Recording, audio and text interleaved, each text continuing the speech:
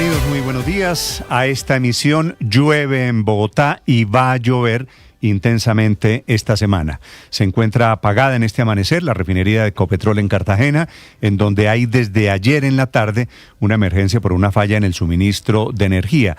De momento, Ecopetrol descarta que el apagón afecte el abastecimiento de combustibles en Colombia, pero si se prolonga, está en riesgo, por supuesto, la capacidad de producir y de refinar el petróleo, porque Reficar tiene una capacidad de 198.000 barriles diarios de gasolina del petróleo que refina la planta de Ecopetrol. Para atender la demanda nacional de combustibles, Ecopetrol puso a disposición del mercado los inventarios, pero estos sostienen la demanda apenas un par de días. De ahí la importancia de reparar, que es el tema en el que están esta mañana los técnicos de Reficar.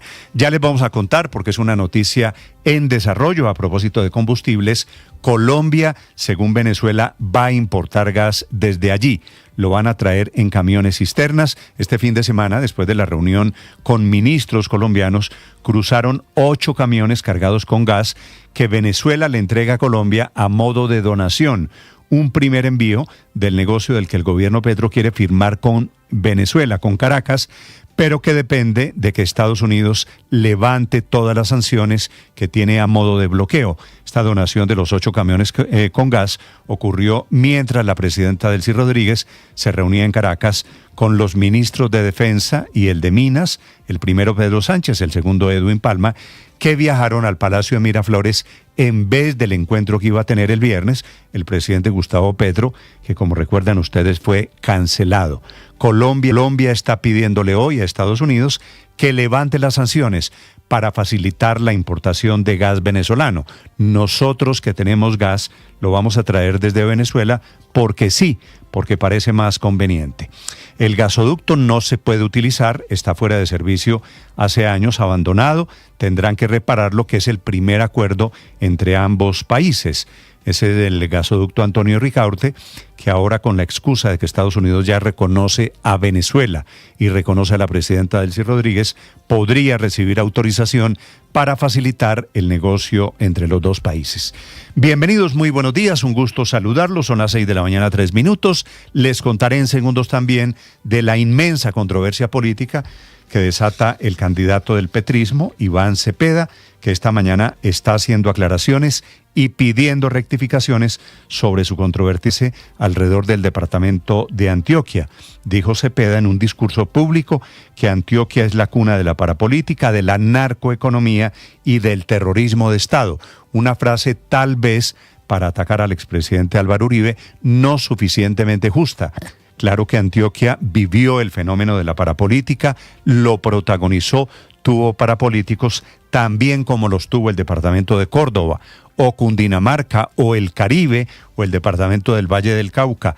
Y la economía antioqueña, seguramente un pedacito, el sector del banano especialmente, claro que estuvo relacionada con la fundación de las Convivir y la financiación del paramilitarismo, pero de ahí a volver la economía antioqueña en uno de los fenómenos relacionados con el paramilitarismo, por supuesto, y hablar de narcoeconomía es una ofensa tal vez injusta y generalizada. Dice Iván Cepeda, ahora que le sacan la frase que lo están citando fuera de contexto, pide aclaraciones, aunque la frase está grabada, ya la van a escuchar ustedes, la respalda, como no, el presidente Gustavo Petro, que saca el tema de los ricos del poblado, que tampoco tiene nada que ver, que no conocen suficientemente Antioquia. El presidente Petro escribe anoche 2 larguísimos mensajes diciendo que la gente del poblado desconoce las provincias de Antioquia y las víctimas de la violencia, y dice que el paramilitarismo nació en Antioquia. Yo le podría decir que nació en Puerto Boyacá, que es en el departamento de Boyacá, o que nació en su departamento, que es Córdoba, o que el fenómeno del narcoparamilitarismo tuvo origen en todo el país, no solo en el departamento de Antioquia. Me parece que esta protesta es con razón de los antioqueños que se sienten injustamente generalizados. El presidente Petro también generaliza y termina acusando a la élite de Antioquia y a los políticos antioqueños de financiar el paramilitarismo. se meten los gremios, el Comité de Empresarios de Antioquia e inclusive el gobernador Rendón desde Medellín exigiendo respeto. Tal vez la verdad está en la mitad. Antioquia no puede desconocer vínculos históricos con el paramilitarismo, pero la generalización tantos años después parece exagerada e injusta. Hablando de política, les contaré de la otra gran controversia alrededor de la condición sexual del candidato Juan Daniel Oviedo, que ha sido, Ricardo, el motivo de controversias no solo con Paloma Valencia, que es su jefe, la candidata presidencial, sino que todo el mundo, el presidente Petro incluido, con lo de lentejuelas y demás, Claudia López, con quien representa la comunidad LGBTI, todos metidos alrededor de la condición sexual de Juan Daniel Oviedo. Sí, Néstor, buenos días. Justamente Juan Daniel Oviedo fue la primera persona que puso sobre la mesa ese tema como uno de los elementos sobre los que seguramente no iba a tener un acuerdo con la candidata a la presidencia que él acompaña, que es Paloma Valencia.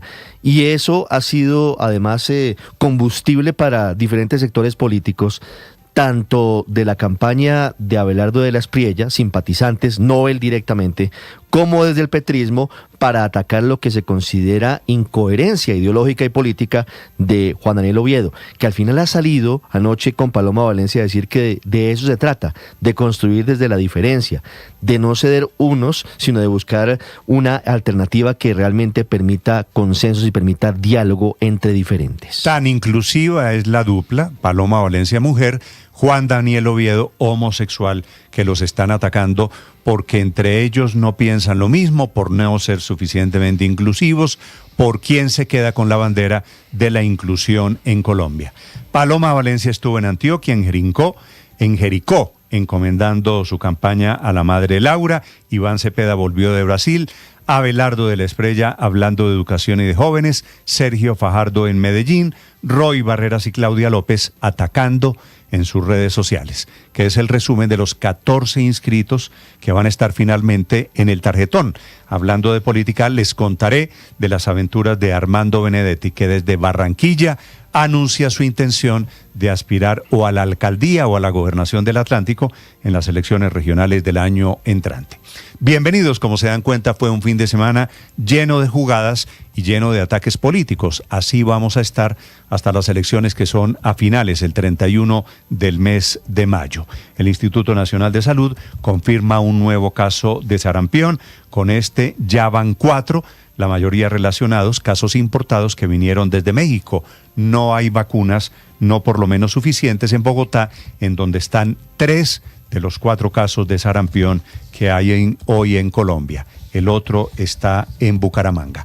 Y les contaré una última. Vuelve y juega la Aeronáutica Civil, inicia investigación porque otra vez un helicóptero, y solo vamos a aprender cuando haya una tragedia, un helicóptero militar, un Mi-17, cruzó 2 veces la pista del aeropuerto El Dorado sin autorización, sin permiso, sin notificación, arriesgando, por supuesto, la vida de los vuelos que estaban, de los aviones llenos de pasajeros que estaban en ese momento o despegando o aterrizando.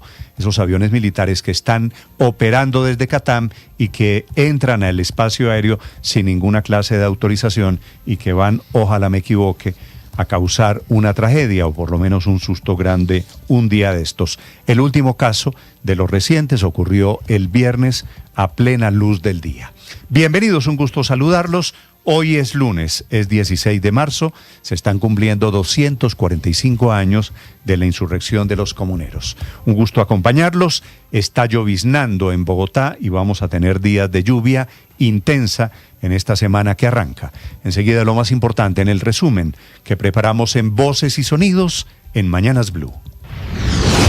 Antioquia se convirtió en cuna de la parapolítica, de la narcoeconomía y del terrorismo de Estado. El candidato Iván Cepeda enfrenta críticas de sectores políticos y empresariales de Antioquia por afirmaciones incluidas en su documento Programa de Gobierno titulado Poder de la Verdad. Ante esas consideraciones de Cepeda, la candidata presidencial Paloma Valencia le respondió: hoy amanecemos con los insultos de Iván Cepeda y desde aquí quiero decirlo fuerte y claro. Antioquia es el ejemplo de Colombia. Antioquia ha sido el departamento que ha defendido la democracia y la libertad. El candidato presidencial Abelardo de la Espriella. El candidato de los bandidos, el protector de la FARC, el heredero mancilla al pueblo pujante y trabajador, al pueblo antioqueño. El bellaco de Iván Cepeda dijo que Antioquia es la cuna de la parapolítica y del terrorismo de Estado. Respete, señor Cepeda, Antioquia es la cuna del trabajo, de la modernidad económica del país. Gremios empresariales, dirigentes políticos del departamento y organizaciones como Intergremial y ProAntioquia salieron en defensa del departamento, rechazaron la caracterización hecha por el candidato Cepeda y señalaron en un documento que estas afirmaciones estigmatizan a la región y cuestionaron que este tipo de planteamientos formen parte de una propuesta de gobierno. Andrés Julián Rendón, gobernador de Antioquia. Quiero decirles a mis paisanos que los ataques a nuestra región son producto del odio, la ignorancia, del resentimiento y la ruindad. El presidente Gustavo Petro se pronunció en redes sociales en medio de la polémica generada por las declaraciones del senador y candidato presidencial Iván Cepeda sobre Antioquia. El mandatario aseguró que el paramilitarismo tuvo origen en ese departamento y que desde allí se expandió al resto del país en medio de alianzas entre narcotráfico, actores armados y sectores políticos. La participación en política del presidente Gustavo Petro y varios de sus ministros sigue siendo tema de debate. El mandatario defiende sus comentarios en contra de los candidatos y participación en reuniones porque asegura que los expresidentes Santos y Uribe también lo hacían. La polémica está servida porque la única instancia que puede procesar al presidente, la Comisión de Investigación y Acusación de la Cámara de Representantes, no actúa frente a los trinos del mandatario. Pero esto dice el ministro del Interior, Armando Benedetti. Es cuando un funcionario pide el voto por alguien, o yo cito unos concejales, unos representantes a la Cámara a votar por alguien, o doy plata para que lo haga. No, yo tengo ganas, pero todo depende del pacto histórico que vaya a hacer, porque ellos son los dueños de los votos. El ministro del Interior, Armando Benedetti, confesó su intención de aspirar a la alcaldía de Barranquilla en el 2027 y reconoció también que la ciudad ha tenido un progreso y desarrollo bueno en la administración Char. Pero ya es hora de poner a Barranquilla que sea cosmopolita, de que tiene que ser la primera ciudad de Colombia, del Caribe. No digo el Caribe colombiano, hablo del Caribe del mar internacional. Vuelve y juega otro apagón, deja fuera de servicio a Reficar. Ocurrió en la noche de este domingo. Sin embargo, Ecopetrol dice que la falla en energía no afecta el suministro de combustibles al país. Presidente Petro, nos gustaría, pero no se puede, porque el pueblo venezolano está sancionado. El pueblo productor venezolano está sancionado. El pueblo agroindustrial venezolano está sancionado. No podemos ir en igualdad de condiciones. La presidenta encargada de Venezuela, Delcy Rodríguez, rechazó la propuesta del presidente Gustavo Petro de arancel cero en el comercio entre Colombia y Venezuela y le pidió al gobierno de Donald Trump quitar las sanciones.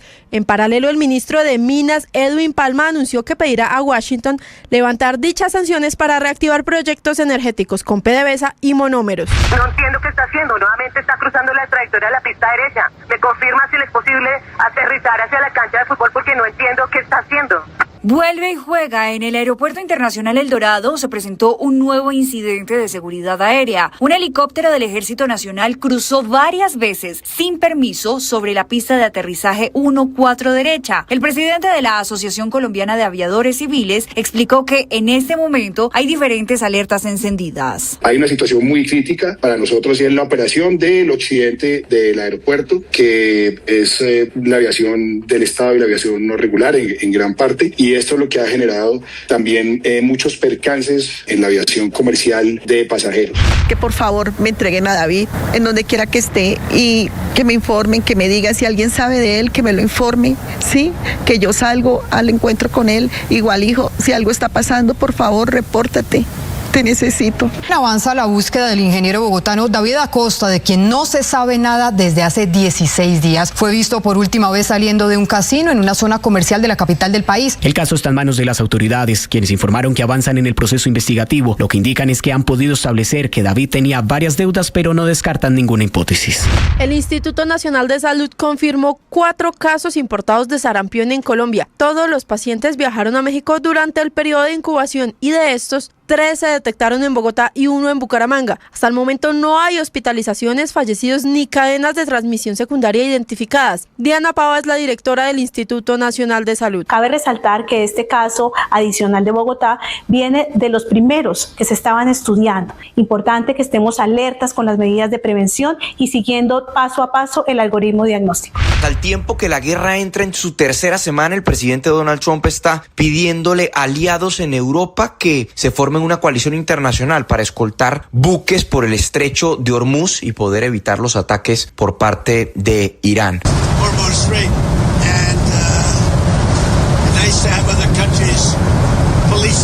Estamos hablando con países sobre la posibilidad de vigilar el estrecho. Ustedes saben que nosotros no conseguimos o no obtenemos nuestro petróleo de allí, a diferencia, por ejemplo, de China, que depende en un 90% del petróleo del estrecho de Hormuz. Sería bueno tener otros países vigilando con nosotros.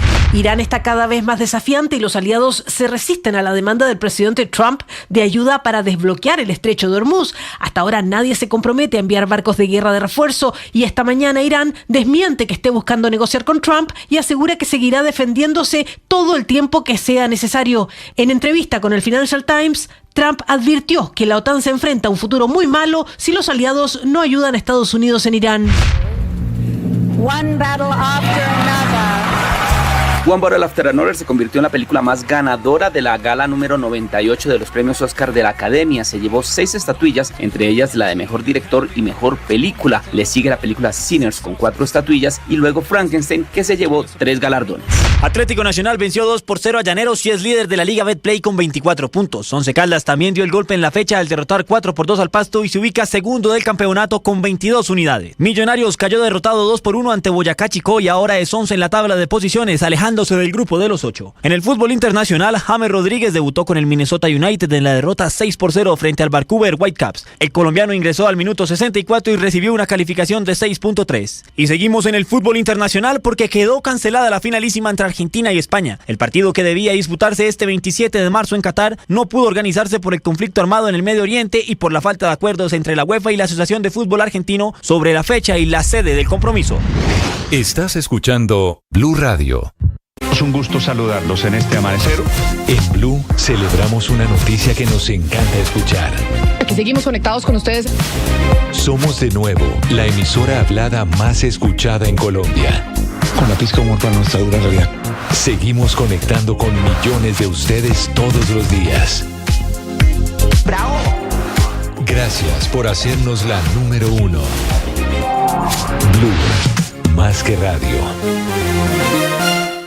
Olis, yo no es que sea chismosa, pero dar información es que sea pecado. Les habla Barbarita. ¿Saben cuál es el mejor show deportivo de la radio? No, pues Blog Deportivo. ¿Que a qué horas? Pues de 2 a 4 de la tarde. ¿Que en dónde? Aquí, en nuestro canal de YouTube. La madre para que no nos vea. Ya somos 1.500.000 suscriptores en nuestro canal de YouTube. Y sumando, 1.500.246, 1.500.358, 1.500.380, 1.500.398, 1.500.416, 1.500.454. Y sumando. Suscríbete a nuestro canal de YouTube, @Blue Radio Co. Blue Radio, más que radio. Y sumando. Y nos estamos preparando ya para la Copa del Mundo. Por eso no te puedes perder los partidos aquí en nuestro canal de YouTube de la Selección Colombia. Preparatorios Colombia-Croacia este 26 de marzo. Aquí, @Blue Radio Co. Suscríbete al canal para que tengas una mejor experiencia con nuestros contenidos. Colombia-Croacia. Se viene el Mundial. Bienvenidos, un gusto saludarlos. Buenos días, oyentes. Con ganas iniciamos nuestro día. Mañanas Blue con Néstor Morales. Es de nuevo el programa más escuchado en Colombia. Es una buena noticia. ¡Qué delicia! Más personas despertando con Blue. Seguimos acompañándolos en Mañanas Blue. Más razones para darles las gracias por hacernos la número 1. Blue, más que radio. 6 de la mañana, 19 minutos. Atención, está fuera de servicio la refinería de Ecopetrol en Cartagena. La grande, la que costó miles de millones de dólares, porque hay una falla en el sistema de energía.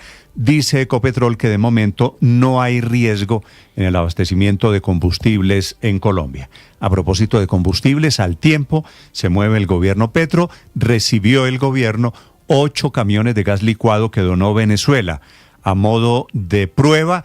Lo que debería venir, que es lo que quiere el gobierno, es el restablecimiento de importación de gas desde Venezuela a través del gasoducto, que no va a ser de momento posible porque hay restricciones por las sanciones OPEC de Estados Unidos. Novedades sobre el tema de combustibles, Marcela Peña. Apagón en Reficar. Apagón quiere decir que a esta hora no se está produciendo ni diésel ni gasolina en las unidades de la refinería de Cartagena. No es la primera vez que esto sucede. Sin embargo, desde Ecopetrol enviaron un mensaje de tranquilidad. Dicen que esto no va a alterar el normal suministro de combustibles a la costa caribe ni al resto del país, porque la refinería tiene suficientes inventarios de respaldo para abastecer la demanda nacional. Mientras eso pasa aquí en Colombia, el ministro de Minas, Edwin Palma, apareció el viernes en Caracas junto a la presidenta de ese país, Delcy Rodríguez, anunciando juntos una cascada de negocios entre ambos países. Muchos de ellos tienen que ver con el sector de la energía, con el sector del gas. Escuchen ustedes a la presidenta de Venezuela, Delcy Rodríguez. Estamos por el camino de nuestros libertadores, que no quepa duda de ello. Todo el esfuerzo que estamos haciendo es para honrar a nuestro padre libertador, Simón Bolívar. Y que nosotros ya en pocos meses, como sé que va a ser en pocos meses, podamos también exportar el gas metano por tubería. Que sea el gasoducto Ricaurte que nuevamente tenga vida para interconectar gasíferamente a Venezuela y a Colombia.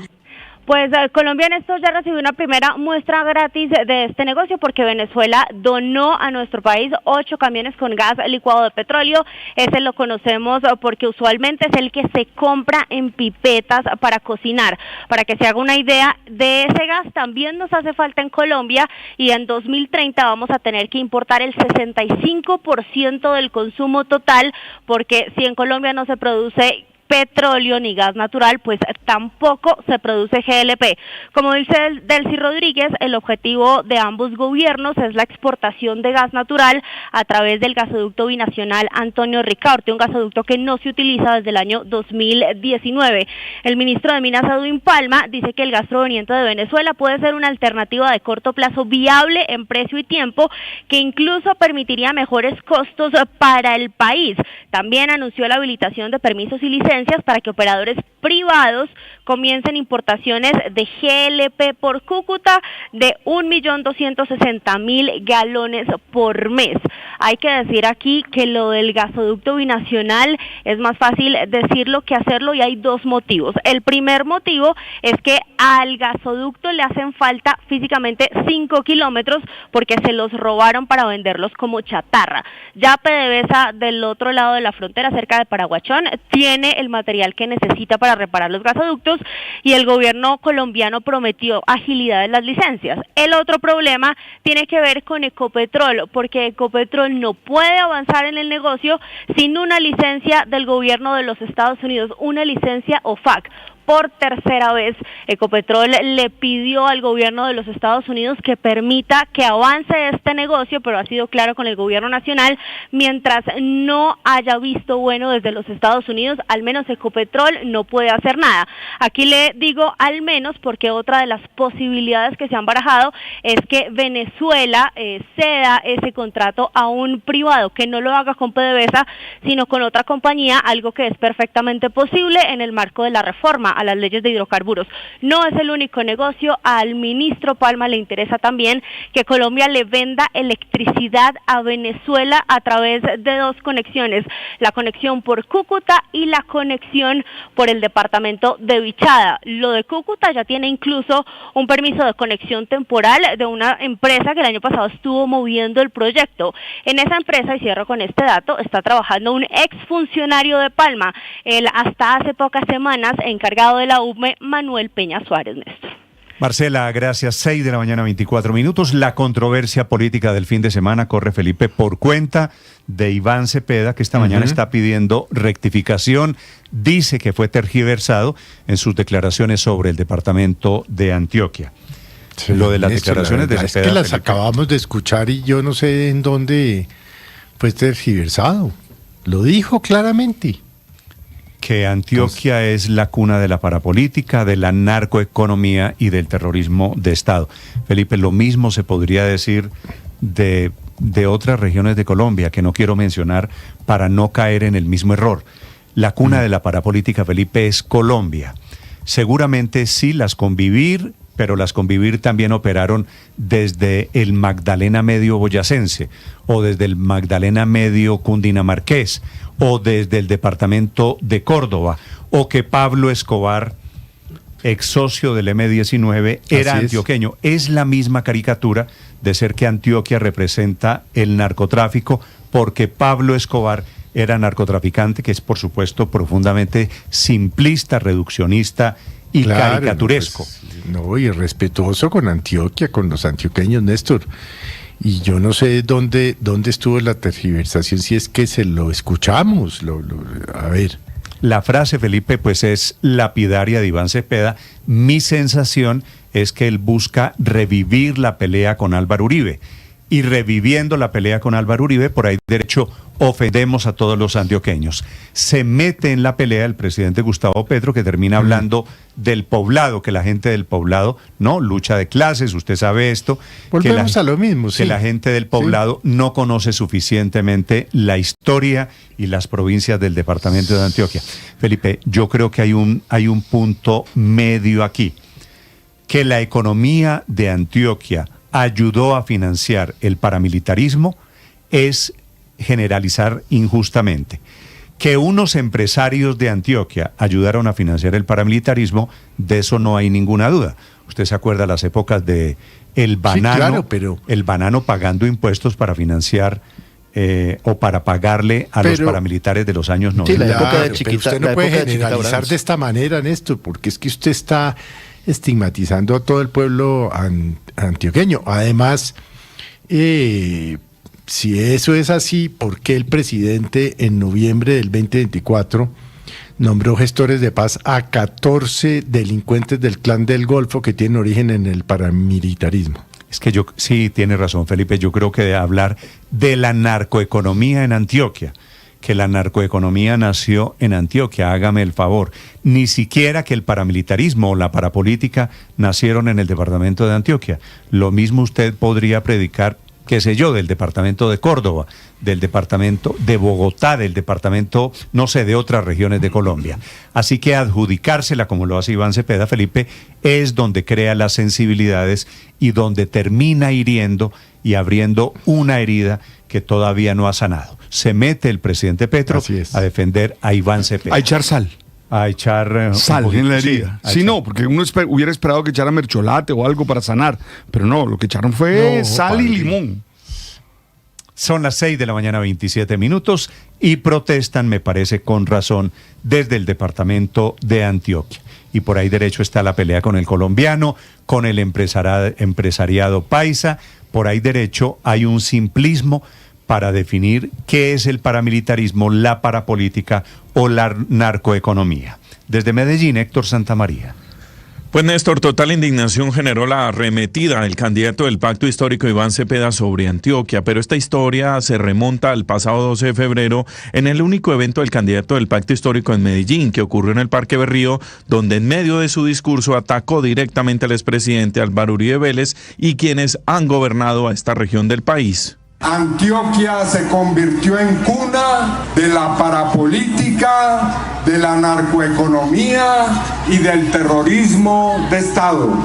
Surgió una alianza nefasta entre sectores económicos, políticos y armados que utilizaron la represión, el miedo y el exterminio para proteger intereses, acumular riquezas a costa de la vida de las poblaciones. El candidato Cepeda lo reafirmó en su ofensiva contra el uribismo y Antioquia en su programa de país para el periodo 2026-2030, donde quedaron escritas esas palabras. El primero en reaccionar fue el gobernador de Antioquia, Andrés Julián Rendón, Néstor, que rechazó esa arremetida de Iván Cepeda.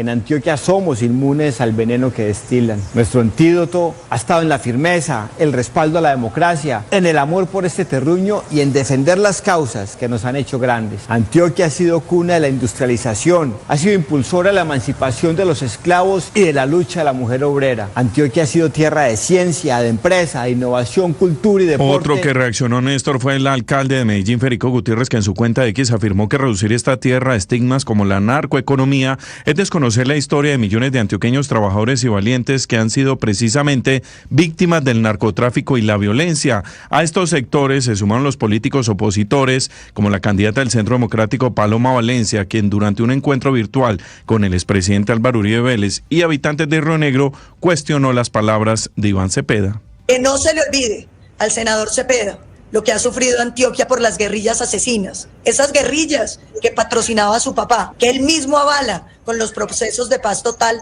abrazándose con los delincuentes y diciéndonos que para conseguir la paz hay es que estarle al lado de quienes asesinan, secuestran y violentan a los colombianos. El candidato Abelardo de la Espriella no se quedó callado, Néstor, y también salió en defensa de los antioqueños. El candidato de los bandidos, el protector de la FARC, el heredero, mancilla al pueblo pujante y trabajador, al pueblo antioqueño. El bellaco de Iván Cepeda dijo que Antioquia es la cuna de la parapolítica y del terrorismo de Estado. Respete, señor Cepeda, Antioquia es la cuna del trabajo, de la modernidad económica del país. Por eso es que ese sujeto denigra del pueblo antioqueño, porque el pueblo antioqueño representa trabajo, prosperidad. Y en medio de la controversia, Néstor, por medio de su cuenta de X, el candidato Iván Cepeda, además de arremeter no solamente contra Antioquia, sino contra el periódico regional El Colombiano, aseguró que lo tergiversaron en sus palabras, pero quien se metió en medio de la pelea, como usted lo indicaba, es el presidente Gustavo Petro. A través de 2 mensajes en su cuenta en la red social X,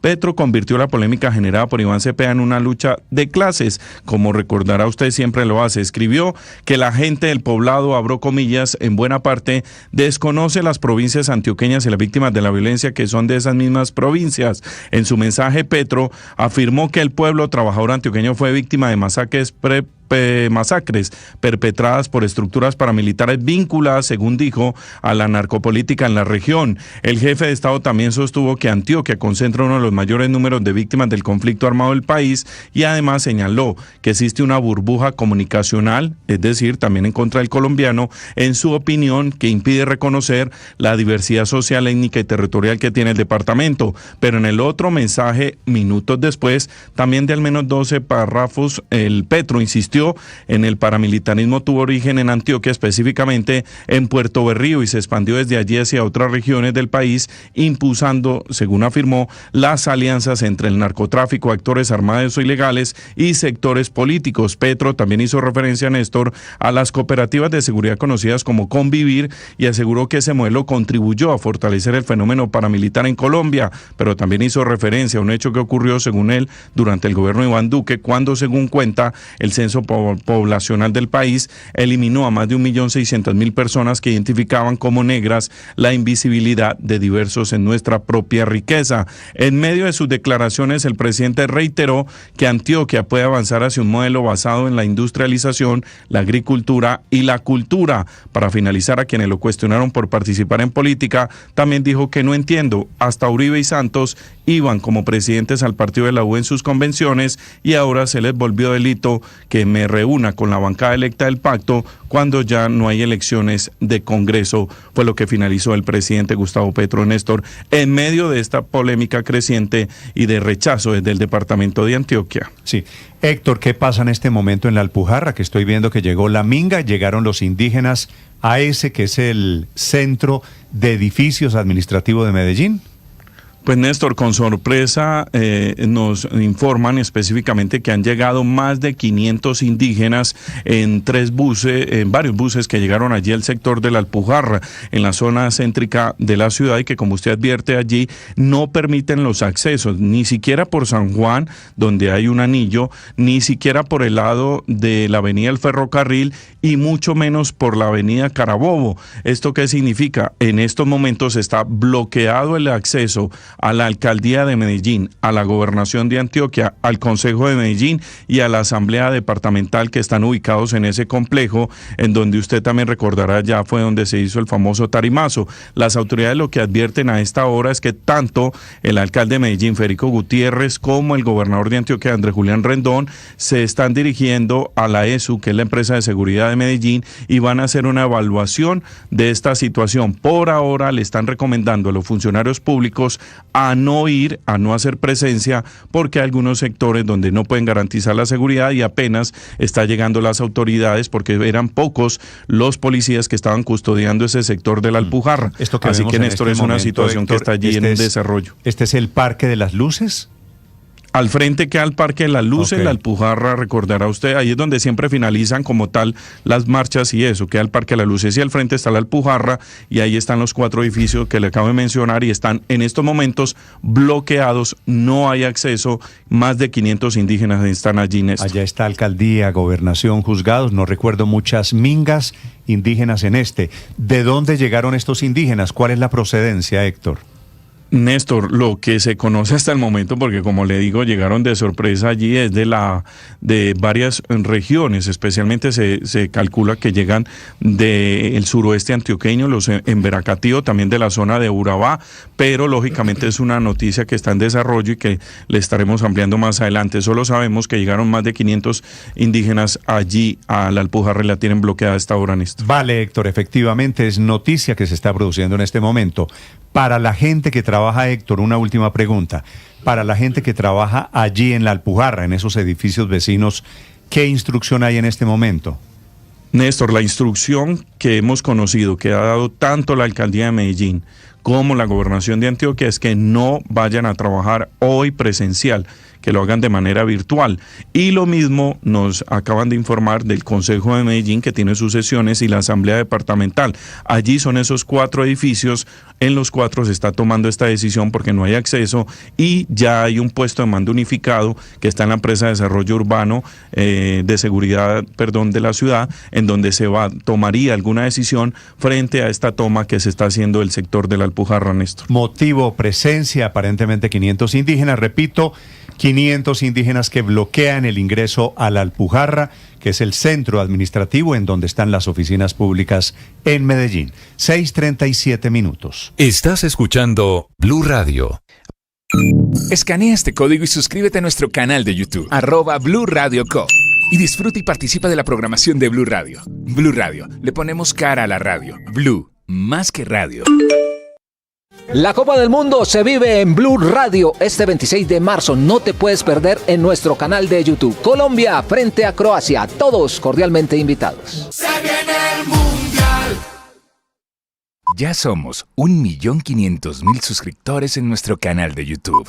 Y sumando 1.500.246, 1.500.358, 1.500.380, 1.500.398, 1.500.000... Eduardo Ospina es periodista. Está en Mañanas Blue. Son las 6 de la mañana y 38 minutos. Todo este agitado ambiente político se vive apenas una semana después de las consultas presidenciales, en las que quedaron definidos los candidatos a la presidencia de la República en 3 de esas consultas interpartidistas. El viernes pasado ya quedaron inscritos los 14 candidatos a la presidencia que irán a la primera vuelta presidencial el próximo 31 de mayo. Pero la polémica en torno a las afirmaciones de Iván Cepeda sobre el departamento de Antioquia, según dijo él de manera textual, que se convirtió en cuna de la parapolítica, de la narcoeconomía y del terrorismo de Estado, afirmación que, como hemos escuchado, causó el rechazo de todos los sectores económicos, sociales y políticos del departamento, y que el mismo Cepeda dice que fue sacada de contexto, dice que esto forma parte de un documento mucho más extenso que tiene otras consideraciones sobre Antioquia y sobre los antioqueños.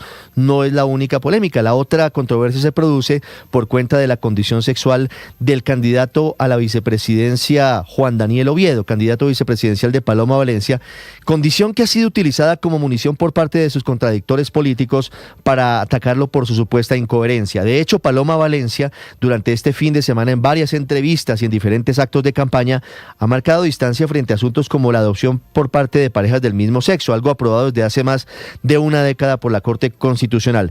Pero además asistió a misas y a otros actos religiosos que buscan enviarle un mensaje tranquilizador a las bases conservadoras de su electorado. Luego de la polémica, tanto Paloma Valencia como Juan Daniel Oviedo han salido al paso de quienes lo atacan, sobre todo seguidores de Abelardo de la Espriella y de Gustavo Petro, afirmando que, contrario a lo que ellos señalan, es una virtud poder construir una coalición desde la diferencia. Juan Daniel Oviedo dijo que quieren convertir la diversidad en un método de gobierno y aseguró: no venimos a borrar nuestras diferencias ni a ceder en nuestras convicciones políticas, tras afirmar que representa a un centro político que sí se moja.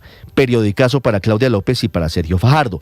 Por su parte, Paloma Valencia le envió anoche un mensaje a Oviedo en sus redes sociales en el que afirmó que sobre los puntos en los que no tiene acuerdo con él, expresó: 1.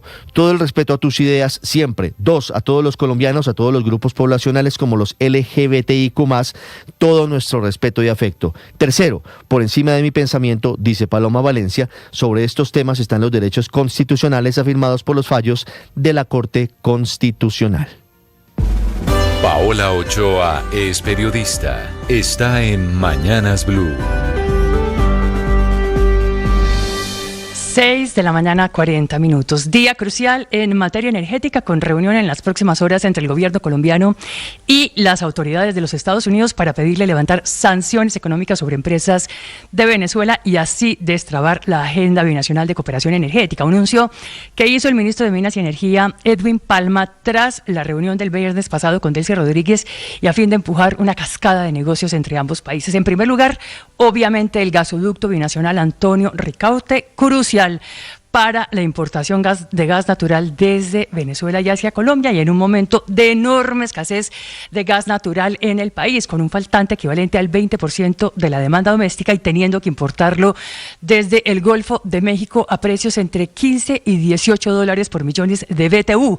El cuádruple de lo que costaría importarlo desde Venezuela, con 200 billones de pies cúbicos de reservas de gas natural, las mayores de reservas de gas de todo el mundo, y con la posibilidad de vendérselo a Colombia a través del gasoducto binacional Antonio Ricaurte, con capacidad para transportar hasta 500 millones de pies cúbicos diarios, salvo porque 5 de 225 kilómetros de tubería están dañados o le fueron robados, pero arreglo al que se comprometieron el viernes pasado los ministerios de Minas, Ambiente, la Agencia Nacional de Licencias Ambientales, ANLA, y la sucursal en Colombia de la empresa Petróleos de Venezuela S.A., PDVSA. PDVSA, de la que se necesita precisamente que le levanten las sanciones de la OFAC, Oficina del Tesoro Norteamericano, que la tiene en la lista negra de organizaciones con posibles operaciones o negocios con personas señaladas de lavado de activos. Un levantamiento de sanciones por las que va a abogar hoy el gobierno colombiano ante autoridades de los Estados Unidos, como también va a abogar para que le levanten las sanciones a Pequiven, la dueña de Monómeros Colombianos, que es una empresa venezolana con sede en Barranquilla y la cual quiere adquirir desde hace rato el presidente Gustavo Petro a través del grupo Ecopetrol. Camila Carvajal es periodista. Está en Mañanas Blue. 6 de la mañana, 42 minutos. Uno más. El Instituto Nacional de Salud confirmó este fin de semana el 4º caso de sarampión importado en el país. Es un viajero, llegó de México, que ahora está en Bogotá y que, como en los 3 casos anteriores, estuvo en México durante el periodo de incubación de la enfermedad. ¿Qué quiere decir? Que los casos confirmados este año de sarampión en el país están 3 en Bogotá y 1 en Bucaramanga. De ellos, 2 tienen entre 20 y 30 años y los otros 2 entre 30 y 40 años. Lo más grave es que apenas van a comenzar los viajes masivos de colombianos a México y se están acabando las vacunas. Justo este fin de semana, la Secretaría de Salud de Bogotá informaba que ya hay menos dosis de vacunas contra el sarampión. Quedan 5.000. Por eso, con las dosis disponibles, ahora el mensaje no es que todos podamos ir a vacunarnos, solo van a priorizar al personal de la salud y, claro, a los viajeros, que son los que están trayendo el virus. Es un panorama que preocupa en materia de salud pública, aunque hay que dar una explicación. Colombia, de momento, no tiene epidemia de sarampión porque los 4 casos de este año son casos importados. No hay todavía una transmisión local de la enfermedad. Por eso las medidas para contener la llegada de más enfermos y evitar lo que se llaman casos autóctonos, es decir, contagiados en el propio territorio nacional. Distinto el panorama, eso sí, a México, Estados Unidos y Canadá, que tienen casos disparados de sarampión, y la OMS para toda América ya habla de epidemia, un incremento de casos por encima de lo esperado. María Camila Orozco es periodista. Está en Mañanas Blue. Ya son las 6:44 de la mañana. Extorsiva. Así es la calificación que hace, o esa es la calificación que hace la Corte Suprema de Justicia de la actitud de algunos congresistas involucrados en el escándalo de la Unidad Nacional para la Gestión del Riesgo con el Gobierno Nacional. El principal objetivo allí es Wadid Mansur, que el 11 de octubre del 2023, antes de que el gobierno radicara el proyecto de presupuesto, intentaba presionar a María Alejandra Benavides, la asesora del Ministerio de Hacienda, una de las que ha prendido el ventilador de la corrupción. Uno de esos chats decía, abro comillas, de verdad, si no, no va a funcionar nada, Mariales, solo te dejo la constancia por acá, te lo digo, que decir porque el miércoles hay sesión y cuando las cosas no salgan, no digan después que uno es problemático. Incluso, según las pruebas que tiene la Corte Suprema de Justicia, Mansur mostró su interés absoluto de hablar con urgencia con el ministro de Hacienda de la época, Ricardo Bonilla, antes de que se radicara la ponencia en el Congreso de la República.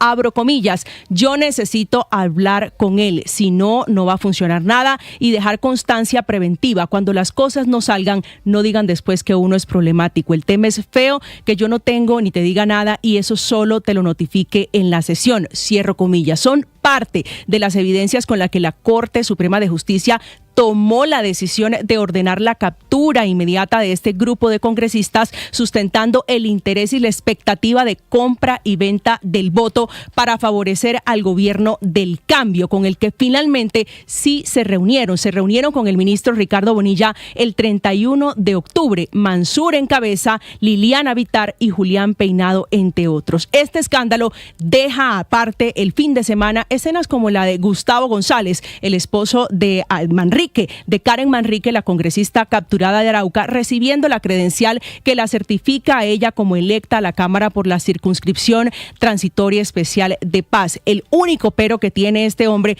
es que no solo es su esposo, sino que también está mencionado en el escándalo como uno de los beneficiarios de los contratos en Saravena. Ese contrato que se suma a los otros en Cotorra y en Carmen de Bolívar, que sumaban 92.000 millones de pesos. Estás escuchando Blue Radio. Se viene el Mundial. Faltan 87 días para la Copa del Mundo. Se juega en los estadios, se vive en Blue Radio. Bienvenidos, un gusto saludarlos. Buenos días, oyentes. Con ganas iniciamos nuestro día. Mañanas Blue con Néstor Morales. Es de nuevo el programa más escuchado en Colombia. Es una buena noticia. ¡Qué delicia! Más personas despertando con Blue. Seguimos acompañándolos en Mañanas Blue. Más razones para darles las gracias por hacernos la número 1. Blue, más que radio. Escanea este código y suscríbete a nuestro canal de YouTube, @Blue Radio Co. Y disfruta y participa de la programación de Blue Radio. Blue Radio, le ponemos cara a la radio. Blue, más que radio. Es un gusto saludarlos en este amanecer. En Blue celebramos una noticia que nos encanta escuchar. Aquí seguimos conectados con ustedes. Somos de nuevo la emisora hablada más escuchada en Colombia. Con la pizca humor para nuestra dura realidad. Seguimos conectando con millones de ustedes todos los días. ¡Bravo! Gracias por hacernos la número 1. Blue, más que radio. Camino al Mundial, este 26 de marzo, no se pierdan, Colombia-Croacia, con el equipo deportivo de Blue, a través de nuestro canal de YouTube y todas nuestras plataformas. Duelos premundialistas para palpitar este camino al Mundial con Blue. Se viene el Mundial.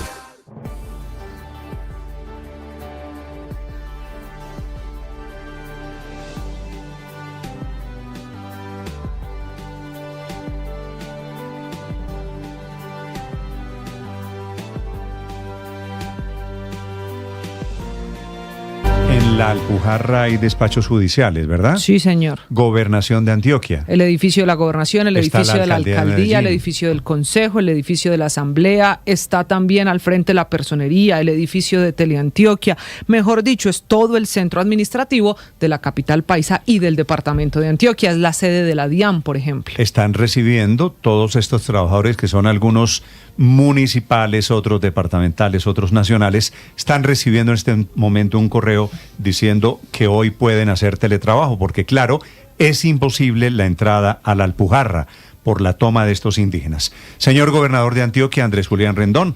Gobernador, buenos días.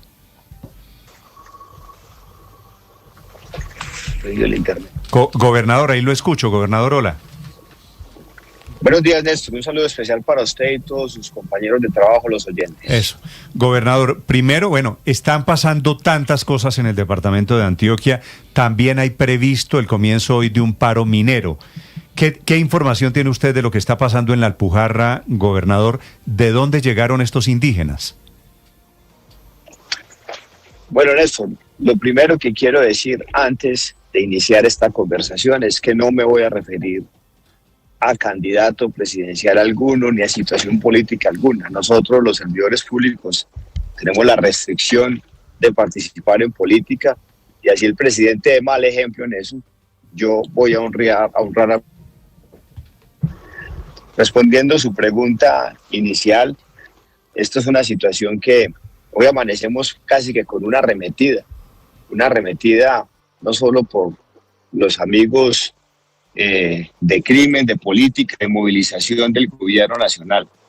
Aquí el distrito de Medellín, ahí en los accesos a la Alpujarra, que es todo el centro administrativo, como usted bien lo acaba de anunciar, se ha presentado una movilización indígena. Ellos aducen que se necesita sacar de la prestación del servicio docente a unos profesores que el resguardo anterior había nombrado, y quieren, como nuevo gobierno indígena, quieren nombrar a otros de su cuerda, lo que no es posible. Incluso se han registrado en el servicio educativo, no dejan que los niños reciban la educación impartida por los profesores nombrados por el gobierno indígena anterior. Esto en algunos resguardos de la zona de Urabá. Les impiden el acceso a la alimentación. Una dificultad muy grande, muy propia de las maneras como infortunadamente ellos proceden.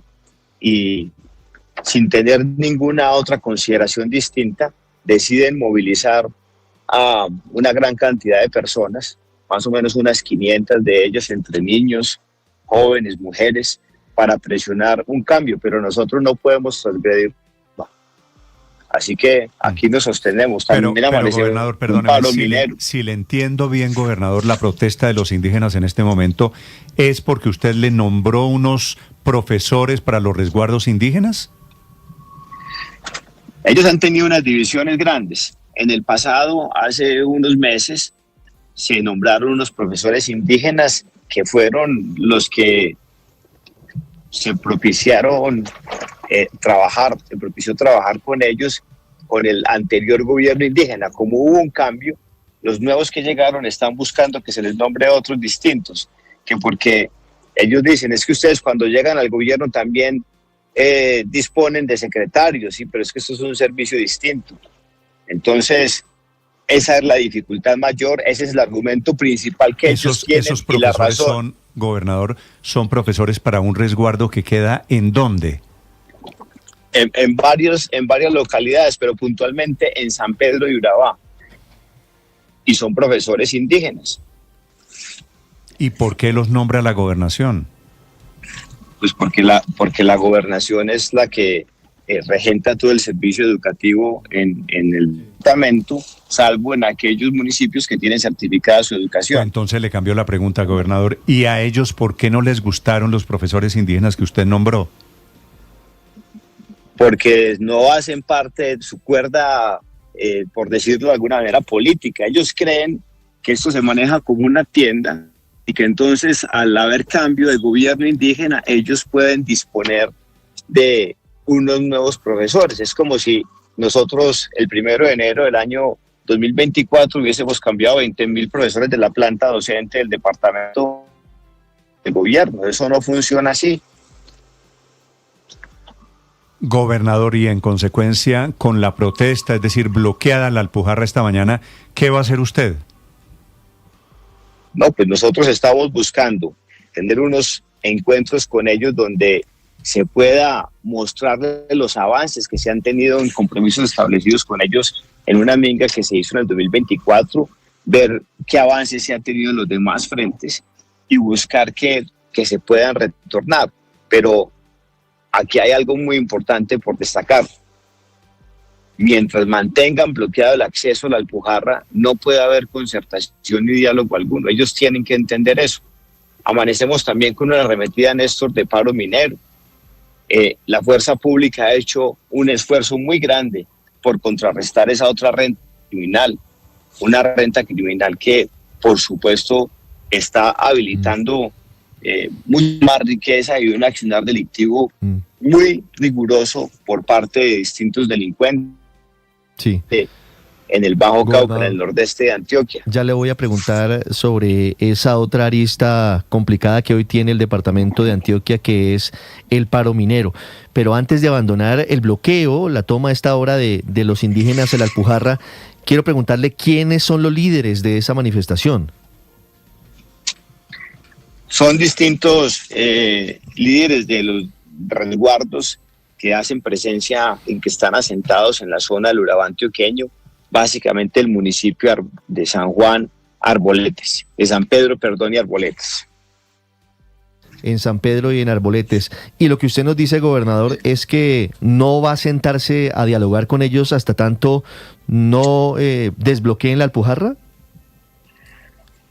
Nuestro gerente indígena está trabajando una conversación con ellos y les ha dicho claramente por instrucción nuestra, hasta tanto no desbloqueen la Alpujarra, no se establece una concertación, una mesa de diálogo con ellos. Ellos deben ellos deben entender que por las vías de hecho nosotros no procedemos. Sí, pero a ver, gobernador, ¿todo esto en su departamento arrancando la semana es coincidencia? Cuando además Antioquia está en el centro de la polémica también política. ¿Usted cree que todo es coincidencia? Amanecimos con una arremetida de los amigos de Petro, los amigos del crimen, de las movilizaciones y de la política. Pero aquí estamos, no nos vamos a doblegar. Ellos creen que nos pueden arrodillar, pero les va a ser muy difícil vencernos. Gobernador, si esto está pasando en la Alpujarra, allí en el corazón administrativo de la ciudad, ¿qué está pasando en la zona del Urabá, producto del liderazgo de estas personas indígenas que han afectado a los niños? Le quiero preguntar puntualmente por los niños que reciben clases de esos maestros que son rechazados por estas personas que hoy lideran estas movilizaciones.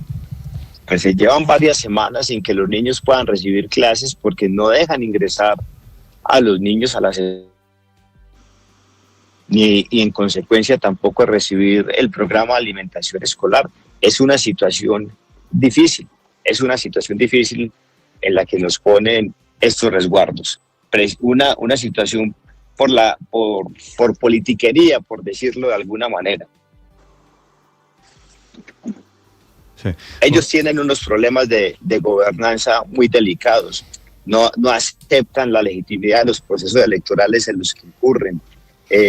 Si hay alguno que no es de su apetencia y algún sector gana las elecciones, inmediatamente desconocen ese resultado y empiezan a forjar vías de hecho para obligar incluso a la realización de otro proceso. En el pasado, nosotros no hemos podido, salvo hasta tal vez finales del año pasado, no se pudo reconocer una autoridad indígena, por ejemplo, establecida formalmente en la Organización Indígena de Antioquia. Con ellos la relación ha sido muy difícil. Sí. Gobernador, me dijo usted al comienzo de esta entrevista que no quiere hablar de lo de Iván Cepeda. Así es, Néstor. Pero vi un video suyo, usted solito, por su propia voluntad, poniendo un video anoche en sus redes sociales respondiéndole a Iván Cepeda. ¿Qué pasó entre anoche y hoy? No le estoy respondiendo a Iván Cepeda. Si usted escuche el video, no se hace alusión alguna a candidato presidencial alguno ni a campaña política alguna. Bueno, pero entonces le pregunto no por Iván Cepeda. Gobernador, ¿es cierto que Antioquia es la cuna del paramilitarismo y de la narcoeconomía y del narcoestado, del narcoterrorismo, como dijo Iván Cepeda? Néstor, ya me referí sobre ese particular, sobre esa arremetida de los amigos del crimen, de las movilizaciones y de la política de Petro. Ya me referí bastante bien en estas cortas palabras que le di y en el video que publicamos ayer. Por eso, pero quiero entender, gobernador, ¿qué pasó que anoche sí quería responderle a Iván Cepeda y ya no quiere responderle a Iván Cepeda? Néstor, el video es autoexplicativo. No, yo sé que el video se explica, pero quiero saber qué pasó que anoche sí quería hablar y ya hoy no quiere hablar. No, Néstor, lo invité al video. En el video no hago referencia a campaña política alguna. Pero si me acaba de decir, le pregunto por Iván Cepeda y me dice que ya le respondió anoche. Yo le respondí al país en general sobre la discusión que estaba tomando lugar por cuenta, vuelvo y repito, de la arremetida con la que hoy amanecemos, una arremetida de los amigos del crimen, de las movilizaciones y de la política de Petro. Y aquí no nos vamos a obligar, seguir en pie de lucha. Néstor, yo lo tengo que dejar porque esta situación necesita mi atención permanente, aquí con el paro minero, con esta situación de los indígenas, y estoy llegando ya a una reunión. Vale, gobernador, lo dejo. Gracias por acompañarnos, gobernador Rendón. Muy amable. Gracias a ustedes. El gobernador Rendón Felipe atendiendo la emergencia por la toma de los indígenas a la Alpujarra, pero también me parece que por los laditos respondiéndole a Iván Cepeda en el tema de que Antioquia es la cuna de la parapolítica, de la narcoeconomía y del terrorismo de Estado, que es la frase que molestó tanto a los antioqueños, me parece que con razón, por simplista, básicamente por reduccionista. ¿Será una casualidad que lleguen los indígenas hoy allí a la Alpujarra, Néstor? No sé, pero le decía porque hoy también, por otro lado, Felipe, está comenzando paro minero en el Bajo Cauca antioqueño y en el sur de Córdoba, que es toda la misma zona de